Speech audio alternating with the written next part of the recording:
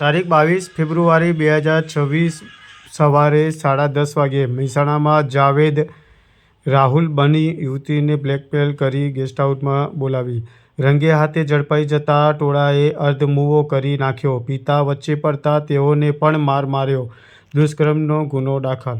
મહેસાણાના ખેરાલુ તાલુકાના એક ગામની 20 વર્ષીય યુવતી પર મોહમ્મદ જાવેદ નામના યુવકે રાહુલ પટેલ નામ ધારણ કરી દુષ્કર્મ આચરવાની ઘટના સામે આવી છે. આરોપીને યુવતીના ફોટો વિડીયો વાયરલ કરવાની ધમકી આપીને ગેસ્ટ હાઉસમાં બોલાવી હતી. અહીં રંગે હાથ ઝડપાઈ ગયેલા જાવેદને બેફામ માર મારી બેભાન કરી નાખવામાં આવ્યો હતો. વચ્ચે પડેલા તેના પિતાને પણ ટોળાઓએ ઢીબી નાખ્યા હતા. આ મામલે યુવતીએ દુષ્કર્મની અને યુવકના ભાઈએ મારામારીની ખેરાલુ પોલીસ સ્ટેશનમાં નોંધાવી ફરિયાદ